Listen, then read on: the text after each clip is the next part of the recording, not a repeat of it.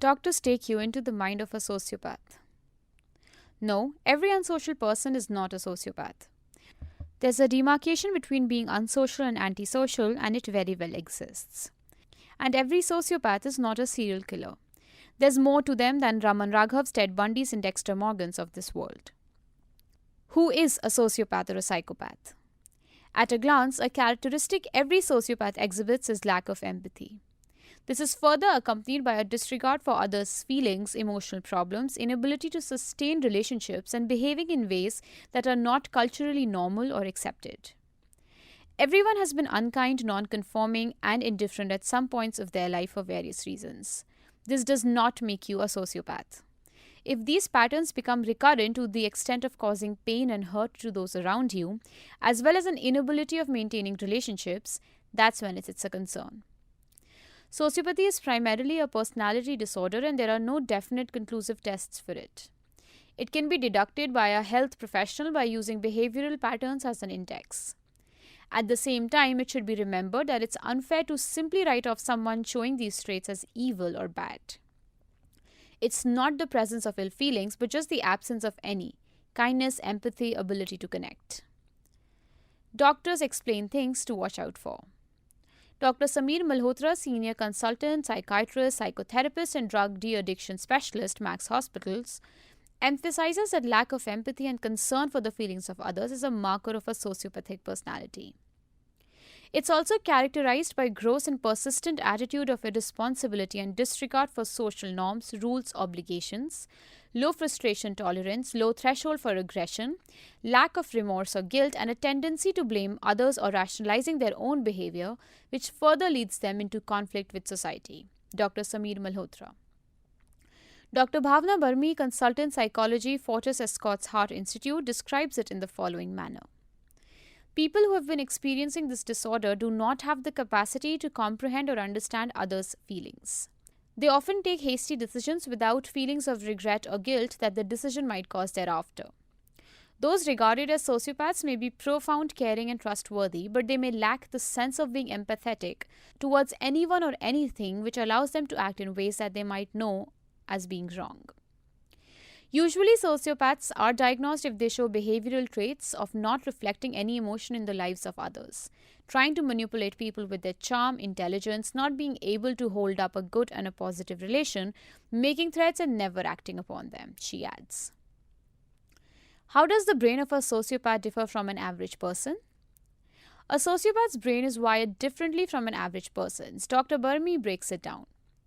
The brain of a sociopath is different from an individual as they do not exhibit the connection with the ventromedial prefrontal cortex. This part of the brain makes the sociopaths not experience feelings like empathy and fear. These emotions are an integral part of a person's life as these help us in dealing with people more promptly and in a manner that doesn't hurt their sentiment, Dr. Bhavna Barmi. And this is not where it ends. The amygdala is the part of the brain which is responsible for invoking feelings of fear and anxiety. However, Dr. Burmi adds, due to reduced connections with these parts, in a sociopath these emotions are not present. The amygdala, which is present in an average individual, would exhibit feelings of fear and anxiety. It allows one to see emotionally relevant information at the time of threats. On the topic of feelings, she adds, sociopaths might be able to develop deep feelings with their family, but they show less harmonized activity between the two structures in the brain that are known to control social and emotional behavior, which doesn't seem to be linked well, Dr. Bhavna Barmi. Consequently, sociopaths are not able to judge a situation like an average person. There could be situations when they choose to cooperate with a person or a particular circumstance, but those would be exceptions and isolated incidences. Dr. Malhotra further says that studies have also pointed at the role of neurotransmitters and hormones like high levels of dopamine, high levels of testosterone when it comes to sociopathy. Occurrence of sociopathy. According to Dr. Malhotra, psychopathy or sociopathy is not very common in India, though he has seen some traits in people in his experience. According to Martha Stouts, the sociopath next door, societies like the US, which encourage individualism, are more likely to have sociopaths amidst them, points out this study. Sociopathy is a personality disorder. There are 10 types of personality disorders, which simply means an inability to abide by the accepted societal norms. It's not simply an act of rebellion or nonconformity, but a vehement rejection to the point that it starts disrupting your life and of those around you. When it comes to India particularly, Dr. Burmi says, personality disorders are common in India, but are not diagnosed as people don't like talking about their personality outcomes, which might hamper their sense of self. 2% of the clinical population has been diagnosed with sociopathy. Personality plays a very important role in a person's life. Therefore, people with deviant personalities should get it diagnosed and treated. Dr. Bhavna Burmi. Sociopath, psychopath, and antisocial personality.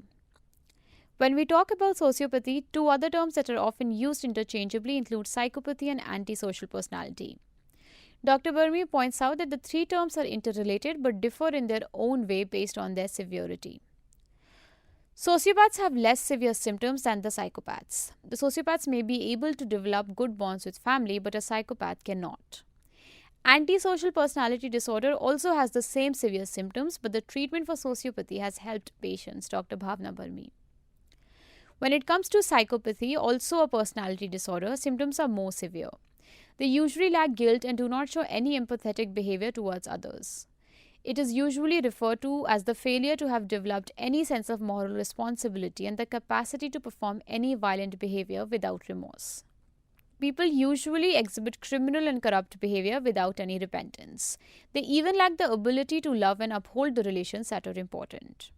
When it comes to treating the three, while psychotherapy, counselor or the therapist talks to the client, helps manage their behavior, cognitive therapy is another option that can be explored. It may or may not cure the problem entirely, but it definitely helps in establishing positive behavior, says Dr. Burmi. However, in case of psychopathy and antisocial behaviors, there are no such treatments which could help the client get away with the symptoms. If diagnosed during childhood, it might help the child to recover from the symptoms so that they don't take severe forms. Dr. Bhavna Burmi.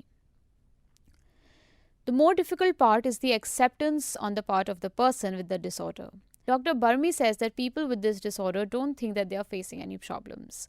The realization is hence the first and a very significant process. There's a myth that sociopathy is a disability. Both doctors agree that sociopathy is a personality disorder and not a disability, irrespective of the myth that it's considered a cognitive disability in some countries. No, sociopathy is not a disability or disorder for that matter, it is a personality type.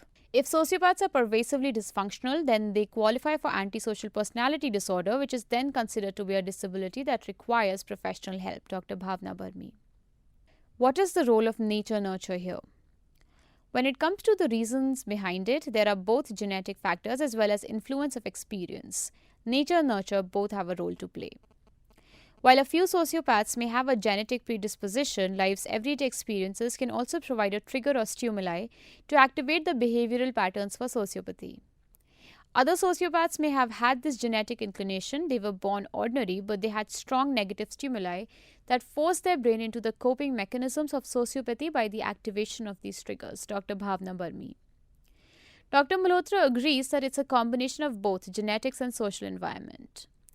During growing years, it could include triggers like emotional neglect, hostile environment, domestic violence, physical or sexual abuse, substance use in the family. All of this can contribute to making a person believe the world to be a dangerous place.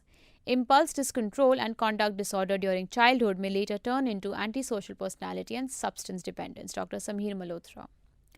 The role of genetics is important since having a parent with the disorder puts one more at the risk, says Dr. Burmi. Children of an alcoholic parent are also at a higher risk. Researchers have also estimated that 25% of girls and 40% of boys with conduct disorders will have antisocial personality disorder as adults. What are some signs to watch out for?